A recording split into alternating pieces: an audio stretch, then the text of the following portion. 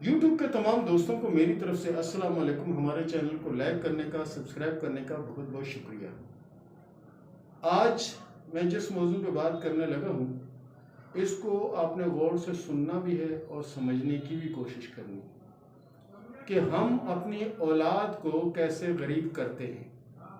हम अपनी औलाद को कैसे गरीब करते हैं। होता ये है कि हम बचपन ही से उसके दिमाग में डालते हैं कि हम गरीब हैं, हम गरीब हैं।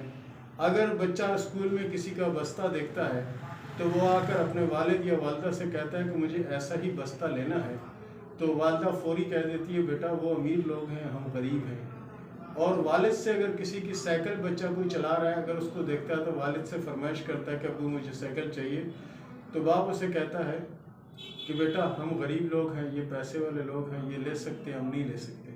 इस तरह बच्चे के जहन में आस्ते आस्ते ये चीज़ बैठ जाती है कि हम गरीब हैं।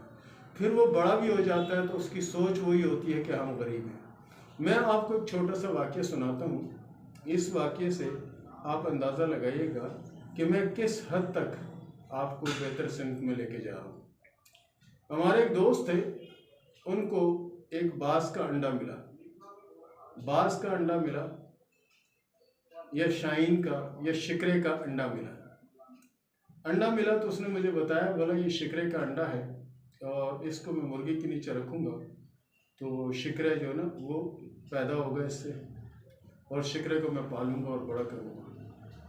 मैं उसके वक्ती तौर पर उसकी उस बात पर थोड़ा सा हंसा कि ये कैसा पागल आदमी है, कहाँ शिकरा और कहाँ मुर्गी।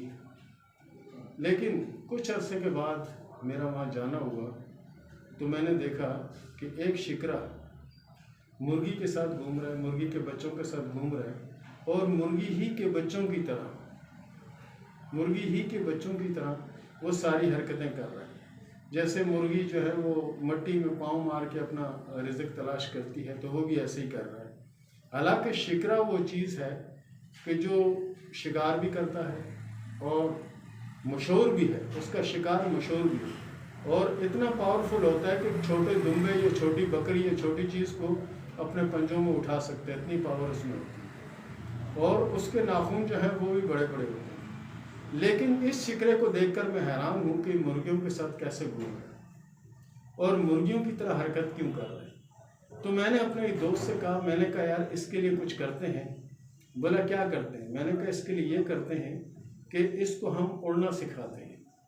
उसने कहा हम इसे उड़ना कैसे सिखा सकते हैं। मैंने कहा यार हम इसको ट्रेनिंग देते हैं, ये अगर सीख गया तो ये तो शिकरा तो है ही है और ये फिर और ज़्यादा कीमती हो जाएगा। अब इसकी कोई कीमत नहीं है क्योंकि इसने अपना काम छोड़ दिया है, दूसरे का काम कर रहा है। मिसाल शिकरापन छोड़ दिया, वो मुर्गी की तरह मुर्गी बन के रह रहा है और मुर्गी ही की तरह रात को दीवार पर बैठ जाता है आराम से जंप मार के, जैसे मुर्गी बैठती है, उड़कर नहीं। दोस्त ने कहा चलो तजर्बा करते हैं, लेकिन कहाँ करें। मैंने कहा यार ये सीढ़ी तुम्हारे पास रखी है, चौथे नंबर वाली सीढ़ी पे तुम चढ़ जाओ जीने पे और वहां से इसको नीचे फेंको। वहां से नीचे फेंको, एक बार ये गिरेगा, इसको चोट लगेगी तो फिर ये आहिस्ते आहिस्ते पर खोलेगा और फिर इसको अंदाजा होगा कि मैं उड़ सकता हूँ। तो हमने ऐसे ही किया। हमारे उस दोस्त ने उसको चौथी सीढ़ी से नीचे फेंका तो वो गिरा, उसको चोट लगी और फिर उसको उठाया, उसको इस तरह 8वीं सीढ़ी पे ले गया और वहाँ से जब फिर दोबारा फेंका तो शिकरे ने कोशिश की अपने को बचाने के लिए, तो पर खोले तो थोड़ा उसको महसूस हुआ कि अगर मैं पर खोल के यूँ करता हूँ तो मैं ऊपर की तरफ जाता हूँ। तो वो नीचे गिरा। गिरने के बाद उसने इस बार पर खोले, हालांकि पहली बार उसने पर नहीं खोले थे, दूसरी बार उसने पर खोल लिए। अब जो तीसरी बार आई तो उसको और ऊपर ले जाकर वहाँ से फेंका गया। जब वो फेंका गया तो फेंकने के साथ ही उसने पर खोले और अपने परों के साथ उड़ता हुआ ऊपर तक आया और फिर नीचे चला गया। मैंने उसको कहा कि अब इसको फिर ले जाओ, इससे ज़्यादा बुलंदी पे ले जाओ। वो क्या हुआ कि सीढ़ी के आखिरी जीने तक पहुँच गया और वहाँ से जब फेंका शिकरे को तो शिकरा को जैसे फेंका वैसा ही वो उड़ने लगा तो उसको महसूस हुआ कि मेरे अंदर ये सलाहियत है कि मैं उड़ सकता हूँ। तो फिर शुक्रा उड़ के कभी एक दीवार पे बैठता, कभी दूसरी दीवार पे बैठता, कभी तीसरी दीवार पे बैठता। ये है हमारी मिसाल। हम अपने बच्चों को जो सिखाते हैं बच्चे वही सीख जाते हैं। जैसे कि बाज़ को शिकरे के अंडे से पैदा जो हुआ बाज़, उसको मुर्गी ने जिस तरह चलाया वो मुर्गी के हिसाब से चलता रहा, तो जाहिर है वो मुर्गी ही रहता और मुर्गी ही की तरह सब कुछ करता। लेकिन क्या है कि उसको जब उड़ना आ गया, उड़ना सीख लिया। इसी तरह हमारे बच्चे हैं, अगर हम अपने बच्चों पर कोशिश करें कि हमारे बच्चे जो ना आगे बढ़े, तरक्की करें, कामयाब हों, तो हमें भी ऐसा ही करना पड़ेगा। हमें यही करना पड़ेगा कि अपने बच्चों की सोच ये ना रखें कि हम गरीब हैं। तो इसके लिए बहुत से लोग ये कहेंगे कि जी हम गरीब हैं, हकीकत में गरीब हैं, तो क्या करें। देखें मेरे प्यारे दोस्त, अल्लाह ताला ने बेशुमार रास्ते खोल रखे हैं। अगर हम थोड़ी कोशिश करें, अपने अल्लाह को याद करें, अपने गुनाहों की माफ़ी मांगें, नमाज की पाबंदी करें, तो इंशाअल्लाह अज़ीज़ ये हमारा मसला हल हो सकता है। दूसरा, अगर हम सोचते हैं कि ये होगा, वो होगा, वो होगा, ये होगा, तो ऐसा कुछ होता नहीं।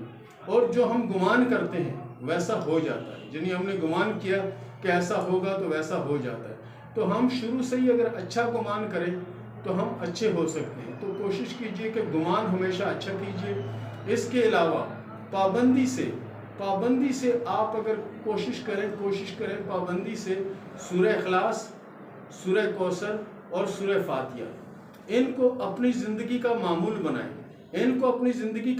बनाएं। देखें फिर चंद ही दिनों में आपके हालात किस तरह ठीक होते हैं और ज़हनी तौर पर आपको सुकून किस तरह से मिलता है। बहुत से लोग ना, पैसा उनके पास बेहिसाब है लेकिन उनको सुकून नहीं है, क्योंकि सुकून सिर्फ और सिर्फ अल्लाह के जिक्र में है, अल्लाह की याद में सुकून है।